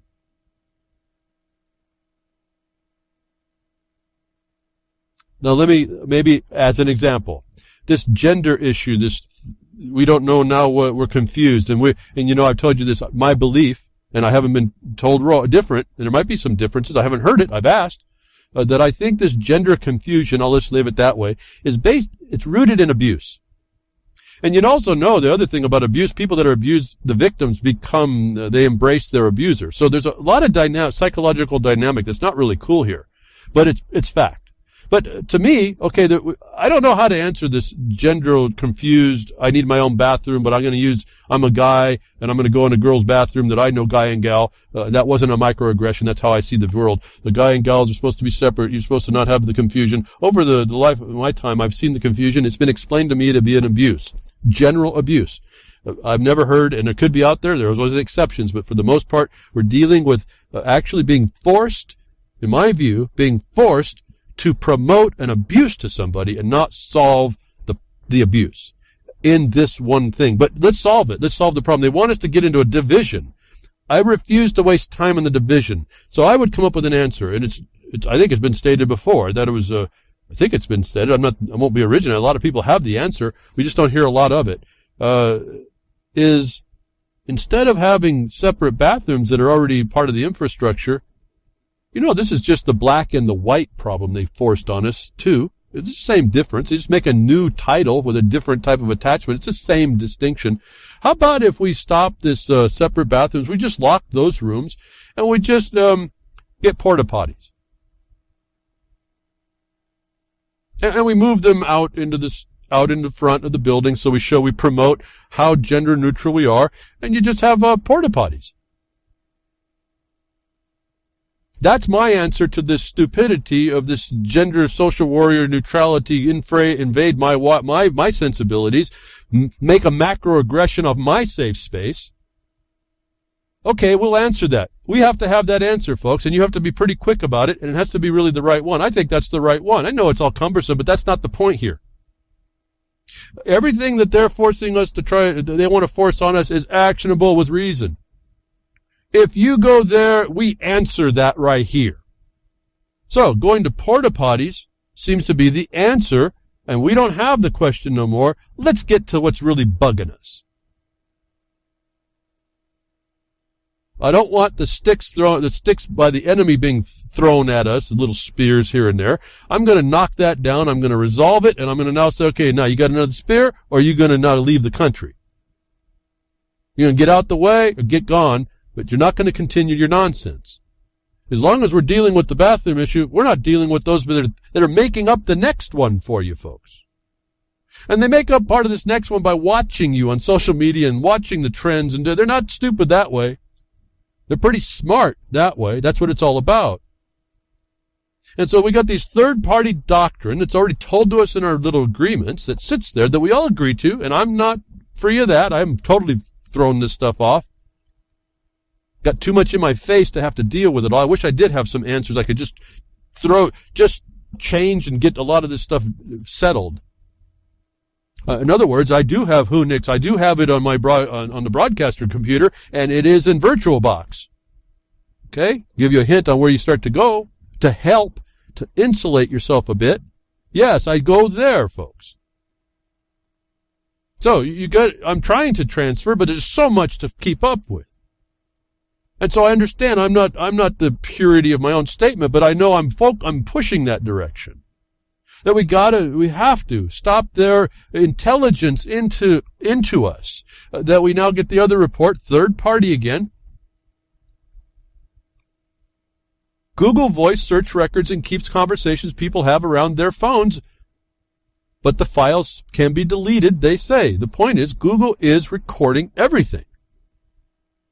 Well, okay, that's not surprising. Microsoft bought Skype to do the same thing. I told you that's what it was for. I told you the NSA was probably having a trouble with the algorithm for Skype. The reason why Microsoft was tasked to buy it for an exorbitant amount, or what was told to be an exorbitant amount, was just to get the back end of that and the algorithm for the encryption. Because the government wanted the information to store. It makes a lot of sense now, doesn't it? It didn't make quite as much sense to a lot of people then, but that's okay. Google has been doing the same thing. All I can, I know I still watch YouTubes, but I got blockers that filter out the Java, all these scripts and everything as much as possible. And for all y'all that have sent me something to Google Documents or something, I don't see them. I don't get them because I've got it blocked out. I try not to use Google as much as possible. I also try to, where I can, clear out my caches and my cookies. They all track you and they're doing all kinds of things and they're sending now to places even if you're not involved with them. They're here, but Google records, if you didn't know. The question about Microsoft and their machine that looked at you through the TV, the new censoring, they're recording and keeping everything, just like I have listed and have had listed at the bottom of the Blogcaster page, the silent weapons for quiet wars, big data, your place in the circuit of society. What's the danger? The third-party doctrine is telling us there's no protection. They've invented all this, in other words, as well. Okay, so that's the other interesting, quick thing. It's unconscionable what's going on. Given that's a contract and can be reduced to a contract, that is void. Oh, well, that's all we have to do. It's void. And we give the reason. It's unconscionable. That's it. My signature is rescinded for mistake. That's it. No, it can't be a frivolous claim of mistake. But the point is, you have an objection or you have an action, a remedy for a reason, and that reason is valid. You don't make stuff up here. But Microsoft has third-party doctrines. So everything you do, almost everything you do free, has got a third-party doctrine. Only a few companies I have looked and I use their stuff. They don't have all this third-party stuff. They just don't want you stealing their software, which is cool. That's fine. I don't have any business to do that anyway, right? I mean, it's their time and effort. I'm using the benefit of their time and effort they give for me. Why would I even want to thieve their stuff? But they have the agreement that you won't. That's fine. No third-party attachment, or none disclosed, I should say. Always got to leave out that little conversation. All's well. Google, Microsoft does it. Facebook does it. Google does it now. Facebook is telling you, even if you're a non-user, and I block all Facebooks as well. I get I go to Twitters that have Facebook entries. I don't see them. I may see partial parts of it, but I can't get much of the content at all. I mean, it'll send me to a website, but there's really kind of nothing on it because I've got everything else blocked out. And maybe I'm now confirmed in why I don't do this. I don't allow a lot of this stuff onto my systems, and I try to clear them up. I know I'm not perfect. I'm sure that there's all kind of dangling chads, but I do my best. But here's partly why. Facebook begins to track non-users around the Internet. You cannot even not agree to participate, and they'll track you if they get a third-party track. Talk about a tractor beam. Man, these people are just tenacious, right? This is what it's about. And they look and they make up their stuff, and they have their algorithms, and they put you through these filters that they create. And they're doing it without your consent. They're doing it without your input. You're not even considered a stakeholder without an interest with input, let alone the property owner with the intent not to be involved with them. But even non-users are involved. Cookie begins displaying cookie warnings for European users company begins displaying cookie warnings for European users after expanding ad network. This is just telling us that's just the ad network, folks. I can't imagine what all the other third-party, non-disclosed third-party users are that are doing that. You know, one of them that's stated, it's not even non-disclosed. It says all law enforcement is going to be that third party that has right to the information. This is not even the question anymore. The question becomes, are you going to allow them enough information to make up stuff that when it comes down, folks, when it's finally the point when they have to start making the encroachments, like, we're going to make propaganda unlawful in the United States if it's foreign. You don't realize that everything is foreign to the United States, being in Washington, D.C., that you may be targeted even though they mention Russia, and all of a sudden you say, well, I have a First Amendment right, and they say, wait a minute, we have a different right. It's called national security. We've been non-judicial. You don't have a say against that. And they use all the connections they have made on what they thought your intent was. Like I've shown you the articles that say, this investigator that was a law enforcement officer had his own prejudices and put together stuff and created a completely fabricated reality. How many stories have we heard already? And it's not even on us yet. Facebook will now display ads to web users who are not members of its social network. The company announced Thursday in a bid to significantly expand its online ad bottom line. Essentially, what makes these companies valuable is what they can do in commerce. What they also now get paid behind the scenes is this money to implement federal security, national security type programs, where they have third-party users subject and limited only by the third-party doctrine, which is no limit at all. All your disk image belong to us, says appeals court. The government can prosecute and imprison people for crimes based on evidence obtained from their computers, even evidence retained for years that was outside the scope of an original probable cause search warrant. A U.S. federal appeals court has said in a 100-page opinion paired with a blistering dissent. Okay, big deal. Here we have another appeals court. That's a territorial court appeals court coming from a USDC court. All it's incompetent, folks. No one's going to understand all that. This link I have for you will explain. Essentially, when you look at this thing, there is really no Fourth Amendment. That we are extrajudicial. Everything on your computer is military, and they have access to it.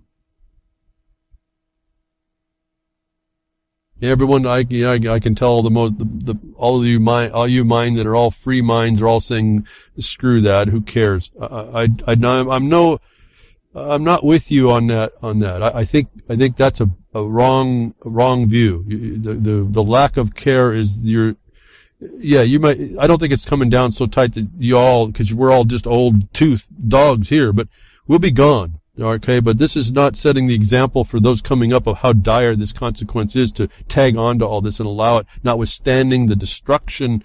Then we are told and given notice we have things to do. So now they're just making up this stuff. They have your hard drive is not even your own. The facial violation if we lived in a constitutional republic, right? But the Bar Association and its members, judges, and all this system is we have proof. Well, again, I hope you truly appreciate what I'm telling you. In 2013, our lawsuit was about the Bar Association and 10 other legal entities and representatives and such, their destruction of the Republican form representative government by certain methods, or not really certain, any methods that allowed that. The Bar Association is the prime mover. Its whole function is to destroy your way of life. If that isn't actually the military general, well, it wouldn't surprise me to hear that it was, but if it's not, it'd be kind of surprising. But it's not, maybe because we're actually dealing in a fiscal constraint, right? Or the fiscal emergency. That's really where the bottom line is. Where do you see that? I told you it's Title 50. The appendix, we go to USC Title 12, Section 95A. And it starts out actually in 1917, Trading with the Enemy Act. Okay, so there's a big, quick connection to all that. Even if it wasn't Lincoln, even if it wasn't the actual origination of this nation and the servitudes in Article 6 of the Constitution, even if it had nothing, and Netherlands had nothing to do with that. I mean, even if the Swiss had nothing to do with that then either. It's so connected, folks. I don't know what to say. It's just so connected. There's nothing that's a mystery at this point. So that we see, I keep saying, when you see that there's no really constraint on these things that are limited form government, maybe you don't have it. If you have any inkling that you don't agree with that, maybe it's time to really start focusing. Maybe you haven't been successful. Maybe you realize how corrupt it's been, and you've had to serve. They've served their lumps upon you. Even so, see, when they served their lumps upon me, I got even more. I bowed my neck maybe a little bit more. I just understood I was given a lesson, and I said, okay, I'm not going to go that way, or to go that way gives us no measure of relief. Now, in the 15 years since all that lesson, that hasn't happened again. So apparently what my rules have been doing, my adjustment in this Battlefield America has been, again, before it was declared Battlefield America, I was already fighting the war, folks. You probably, some of you were too. And you fight this for a long time, and then you give up because you see that it seems, well, it is at one level completely futile, except we put that on a time schedule. Keeping the Republic wasn't on a time schedule. again, so they get us to this this data, this big data. It's a big sponge for information. I guess in one regard I have no worries because, I have the same attitude. Oh, I'm not a criminal. But I pointed out to you that they make the stuff up. That's the problem. And they give it to people and give over to the idea that certain information can be sufficient to make up things that are enough to incriminate you on someone's what would be otherwise arbitrary and capricious notions about it. Going on along this idea here, John Rappaport writes a thing, The Rise of the Meta-Criminal. Trevor Timm of the Electronic Freedom Frontier dug up some very interesting nuggets. You get a link. It was embedded in the Herald, December 2013 White House task force. See, they know how to pull this together.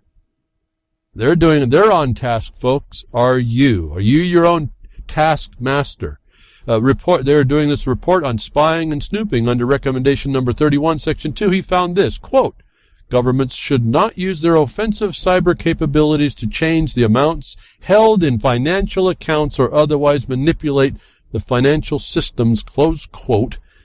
Tim goes on, Tim quite rightly wondered, why were these warnings in the report? Certainly they have the capability. So, another point, folks, not only do they make it up, they can change it. They're inside the system. They're looking at everything and controlling everything. You think it's the fix is in?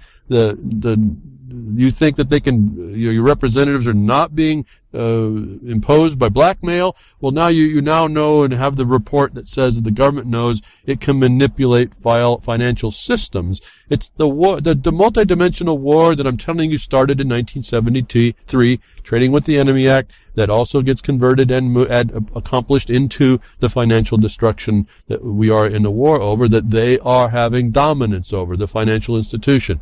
Why I told you Panama appears to be a non-story. It's a disclosure. The government should not use its offensive cyber capabilities to manipulate financial systems. How do you know it's not already happening? And you have to say, you're going to say, yeah, but it already is, and you see the evidence of it. Okay. Do you continue to trust in that? You put your confidence there? You put your signatures on it?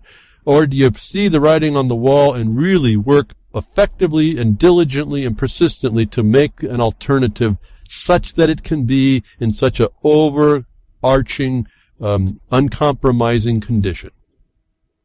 It looks completely hopeless to us, folks. And in a way, that's the part of the excitement, because my understanding is it's not hopeless to us. Evil does not prevail. And it does not prevail as long as we're calling it out. As long as we're acting against it affirmatively and persistently. So it's not really up to me. It's not even in international law, folks. It's so much farther out of our hands that we are declaring our allegiance by what we do as well. The military tells us it's a military occupation by their deeds. John Rappaport says you can be a meta-criminal because that's what they use to make meta-criminals. We talked about the fact of, let me see if I can find it. I don't know where it went. It's kind of down the road here. Let me move this thing up. I have a story. What really was the problem? It was in a story here about the use of this information. And I want you to read this one as well. After the rise of the meta-criminal, there's software used across the country to predict future criminals, and it's based against blacks. My whole point about this story was that it can be based against anyone. Right now, it's against blacks. That's why they're the biggest population they can be. There's the biggest group to study. But the software used to predict your sentencing and everything else is made by people who make these determinations that aren't part of what you agree to or have a say, that you arrange in your arraignment hearings to be subject to. That I want you to read how they manipulate the data they get from these third parties in order to affect even the justice they might extend to you. And you can find out how whites can use it, and we're expecting worse sentences than they got versus blacks who did far less. My point here is irrelevant to the color. It's the fact of the inequality, and that so-called equal justice is actually manipulated now by digits that are manipulated by the government that pretends and tells you that it's administering justice. It's just us, and you're seeing that all the time. I'm trying to bring up the problem with this digital connection and why it's so darn important to start understanding where you can to isolate yourself as much as you can. It's not, I can't, I can just really, I have to pray it all works that way, because that's all we got in some regard. They are giving and inducing us to accept all the gifts of the benefits that they later use to choke us off with. It's a method that's worked. To me, it's just like the drug dealer handing you as a little kid, not the little goat, the little young boy or girl, your first taste of heroin or crack or whatever, and gives it to you free. Well, here's a little drink of that alcohol. Oh, you don't like it? No, it gets better. Here's another one. All he's got invested is a bottle of beer for you so young. Next thing you know is you're his friend. You want more. And he tells you, well, go walk into this little hole, and I want you to go to the bureau set, and I want you to rip off, steal and put on a bag all the stuff you find there and come back out. I'll give you another one. Then you get older and you start doing that for yourself against people. It's so subtle, this encroachment, this preying. They prey upon us as an animal and as the human that they've constructed you to be. And you are not respectful yourself enough to stand up and say, "Get your hands off me, you damn dirty ape."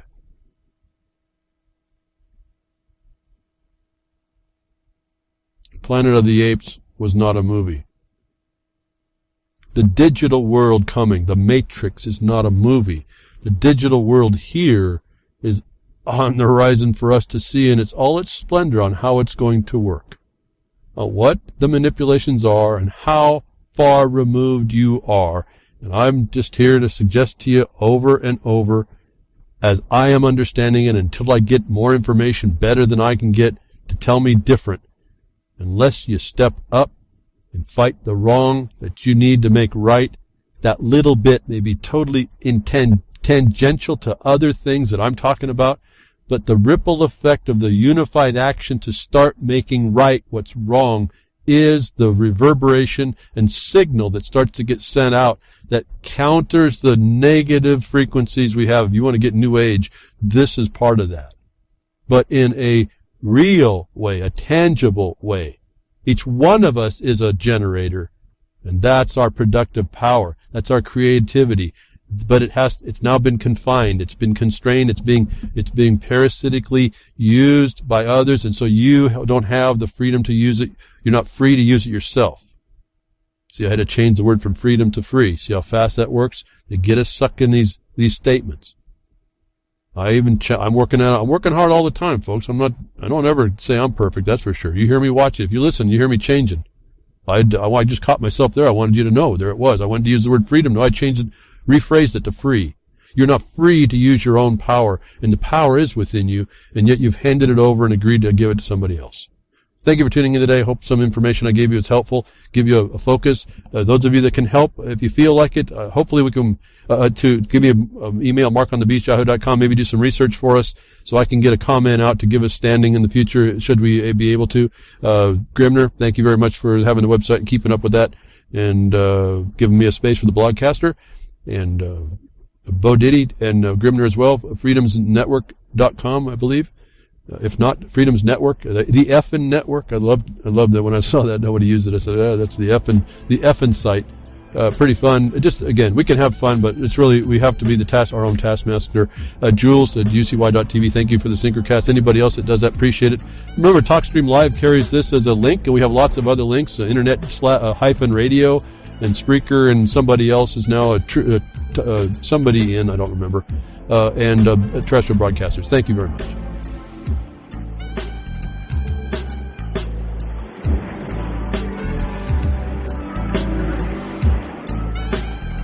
Well, that's another lesson. I hope with today's information you can take it to those that misbehave. From behind the woodshed, leaving his mark on the beast, this is Hal Anthony. Till next time, journey with purpose.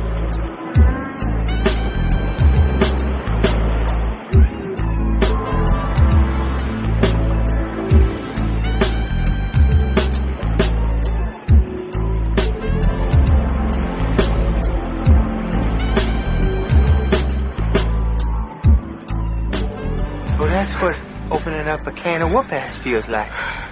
Son, you just opened a whole case of whoop-ass.